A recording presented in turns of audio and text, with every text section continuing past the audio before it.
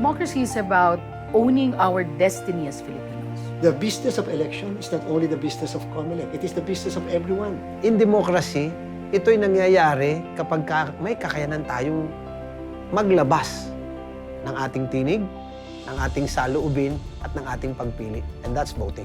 Huwag natin silang babaliwalain sapagkat yung sentimiento ng sambayanan, mahirap man o mayaman, nakatatanda man o bata, tatandaan natin isang boto, isang balota, isang boto, isang Pilipino. Through the ballot, they choose the people that they would like to govern over them because it's an expression of the people's will. Nation building really is all about our choices.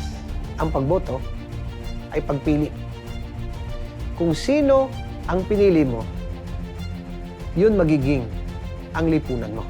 Please do not vote based on personalities. Personally, I would look for the platform, I would look for track record. Kung boboto sila hindi dahil yan ang nakikita nila sa social media o sikat sa telebisyon o maaaring laging nasa pelikula, boboto sila dahil yun ang dikta ng kanilang konsyensya, yun ang sinasabi ng kanilang karanasan, yung kanilang pagkakaalam sa isang tao. Dapat ganun ang pagpili ng Pilipino, hindi dahil sa popularity. Because whoever we vote for this time, if he or she turns out good, edi we have good governance for the next 3 years. This democratic process supposedly should lead towards that.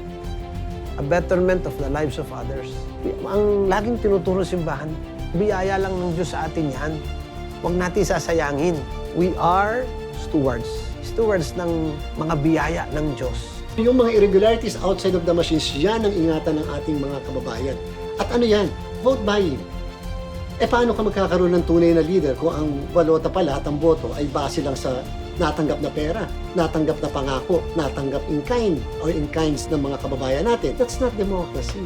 Ibig sabihin, hindi yan ang tunay na demokrasya dahil ang ibig sabihin, kapag ka ikaw ay forced to vote for somebody, hindi yan yung consent mo, wala dyan yung buong pagkatao mo. Remember, God is a God of truth. And we participate in who God is. We are called to be true, we are called to be good, we are called to be one. Voting the right leaders will bring our country to greater heights. Making the right choice is a vote for our future.